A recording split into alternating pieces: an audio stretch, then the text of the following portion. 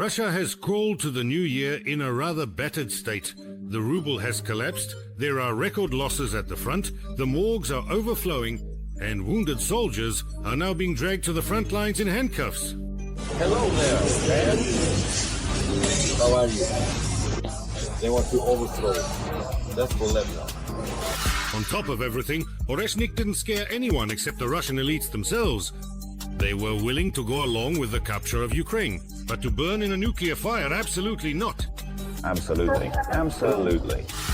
So as not to utterly and completely lose face, and to show that they are truly behind Putin and his schizophrenic ideas, these same officials turned the poor, unfortunate Oreshnik into a real cargo cult and a satanic ball. Evgeny Mikhailovich, what a truly beautiful t-shirt you have. How do you feel walking around in such a t-shirt? What kind of t-shirt are you wearing? Can you open your jacket a little so it's strong? Oh,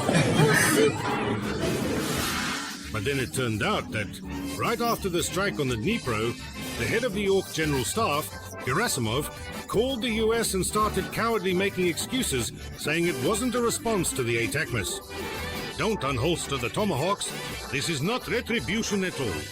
They've just been planning this for a long time, and the pale old man just made something up in his own head.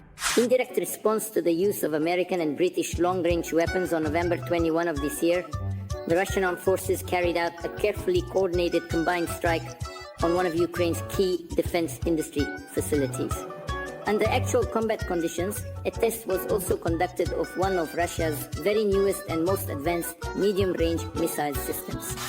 The half-liter Führer is clearly starting to lose ground. His inadequate grasp of reality and his progressing illness have begun to gradually destabilize the regime. As for this missile, we used the warhead contained appropriate elements, which also serve as striking components. In this situation, the minions have already started openly squabbling and dividing up the Serf Reich. Kadyrov continues to bombard the Kremlin elders with his attacks. Everyone remembers his hostile takeover of Wildberries, which is protected not by just anyone, but by the head of the presidential administration and the Führer's personal wallet, Kerimov. If you are men, don't do this. But I'm not asking this of you. Get in touch with me or with Ed.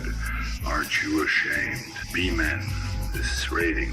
But I know you. You were never a businessman. You were always involved in raiding. I will inform national leadership.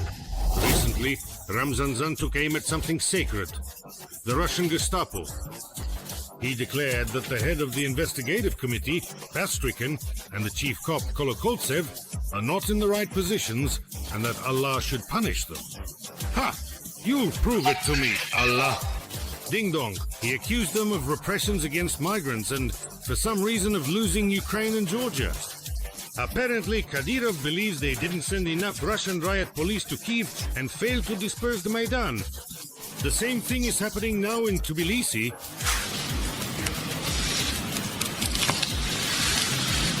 Mastrikin and Kolokoltsev are Putin's personal guard. His pseudo-kingdom relies on them. That's why the Kremlin couldn't stay silent.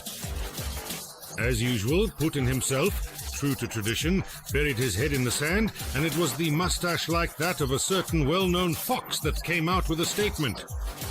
Peskov mumbled that if anyone feels the need to pass judgment on these officials, they will do so. Well, that's quite a response to declaring jihad on your own high-ranking officials. After such a tough response, Kadyrov could just kick open the Kremlin doors and smash all the porcelain matryoshkas and every Fabergé egg from the faceted chamber over Putin's head. The girl is in shock. But that's not even the main conflict among the Russian so-called elites. Right now, all the battles are raging on the financial front. the head of Rostec, Chemezov, basically Putin's personal arms dealer, lashed out at the head of the central bank, Nabiullina. He accused the Tatar cashier of the fact that the constant increase of the key interest rate is destroying Putinomics. A serious obstacle to further industrial growth is the record high key interest rate. It's simply unprofitable for enterprises to use borrowed funds. The thing is, the military-industrial complex of the world's second army can't produce weapons without loans, and because of the high rate, it's now impossible to take out those loans.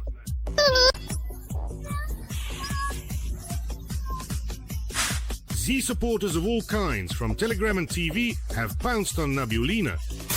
I am Elvira Nabiullina, and I present the new Key Rate 21 Pro. Sorry, this still isn't max. Not so long ago, Nabiullina was considered a sacred cow. She was credited with saving the Russian economy under sanctions. Supposedly, it was she who kept the Russian Reich from a severe economic crisis. But in reality, she didn't save it from crisis. She just masked it a little, and in doing so, only made it worse. She was treating the plague with brilliant green antiseptic. If you dig even a little into Sahibzadovna's biography, it becomes clear that she is the Black Widow of the Russian economy. And the crisis that has now come is no accident. This is typical Nabiullina at work. During those very terrifying 90s, from which Putin heroically led Russia out in the year 2000, Nabiullina was working as the deputy head of the Department of Economic Reform. In other words, she was responsible for those legendary and notorious economic reforms of the 90s. The ones that left Russians rolling up their vouchers like cigarettes and cracking their teeth on bush legs. Hey guys, why is everyone so damn gloomy? Good morning, it's a beautiful day. After working on the reforms, Nabiullina got promoted and took the position of Deputy Minister of Economy. Right on the dot, in 1998. That was the very year Russia experienced a default and a sharp collapse of the ruble. Coincidence? I don't think so. There will be no devaluation. The account is solid. The account is solid. There will be no... And it's not just something I'm making up or imagining or something I would just like to believe. No.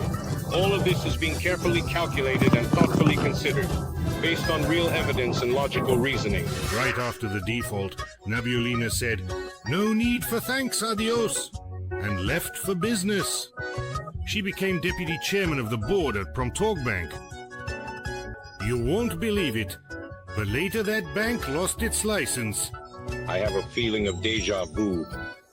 It feels like it was Nabiullina who planned to take over Ukraine in 3 days. She calculated everything purely mathematically on the accounts. In a hot war, we would defeat Ukraine in 2 days. Why even bother, my God, it's just Ukraine? And now this Black Widow is heading the central bank. And lo and behold, the ruble is once again in a rubbery mess. And Russia is on the brink of a crisis that wasn't even dreamed of in 1998. We're moving on, Toso. We've already established that inflation isn't stopping here. Now we're moving on to the very discussion about stagflation. Let me remind you, that's when prices go up, but the economy doesn't. Right? So the Beluzov Center, the Center for Macroeconomic Analysis and Short-Term Forecasting, known by the abbreviation CMAS-F, released a special report this week on the risks of stagflation in the Russian economy. Nabiullina was supported by the government and personally by the Minister of Finance. We have encountered big and, so to speak, difficult tasks and challenges. Nevertheless, the budget, well, I don't know, Elvira Sahibzadovna can confirm this. The budget turned out pretty good. The main thing now is to implement it. I am confident that this will be the case. For his part, Chemezov represents a serious group of oligarchs and security officials. Chemezov himself is the Führer's best friend and has known him since their joint KGB service in the GDR. An old German man is fishing. My friend goes up to him and asks, "So, how's it going? Are you catching any fish?" The old man turns, looks up at him from below and says, "No." Pause. My friend asks, "Why?" Another pause. The German fisherman turns and says, "The wind is from the east." To which my friend replies, Well, all the problems, all the filth comes from the east. The German sat there, thought for a moment, turned and asked, "Are you Polish?" Honestly, I'm not making any of this up. My friend thought for a second and said, "No, worse." The showdown between the Kremlin towers is expected to be grand. If Putin starts drooling or falls into a Botox coma, Russia could quickly find itself facing a dangerous power vacuum, leading to a new time of troubles to a period in which confusion and instability reign. What? Such incredible beauty. Magnificent.